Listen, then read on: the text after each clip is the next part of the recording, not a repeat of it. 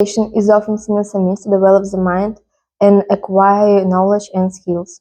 However, true education shouldn't only focus on intellectual growth but also on the development of the heart and character. In other words, educating the mind without educating the heart, it's not truly educating at all. The mind is the seat of rational thoughts, logic, and critical thinking. It's where we learn new information, analyze and evaluate ideas, and solve complex problems. Education of the mind is important in preparing individuals to succeed in their chosen field of study or career. It helps them acquire the necessary skills and knowledge to navigate the challenges of the modern world. However, educating the heart is equally important. The heart is the center of emotions, values, and moral judgment. It's where empathy, compassion, and kindness reside. Education of the heart involves cultivating values such as honesty, tolerance, and respect. It teaches individuals to be caring, compassionate, and socially responsible citizens.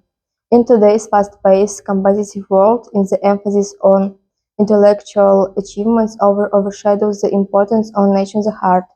Many education institutions prioritize academic success over holistic development, leading to a generation of individuals who are skilled and knowledgeable, but lacking in moral character and emotional intelligence. As Magrani always said, educating the mind without educating the heart. It's a building a house without a strong foundation. It may look impressive from the outside, but it's vulnerable to collapse under the weight of moral and ethical challenges. To create a more compassionate or sustainable society, we must place equal importance on nurturing both the mind and the heart through education. Only then you can truly say that we are education like whole person. My classmates take part in several voluntary activities like Our Kids and the Tangents of Kindness. Environment clean-up campaigns. We help keep city clean and protect the environment. Helping the elderly and disabled. We can provide companionship, assistance with daily tasks and emotional support.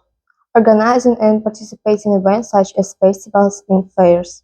In conclusion, educating the heart is a lifelong journey that requires conscious effort and practice. Through educating the heart, we can create a more peaceful and harmonious world for all.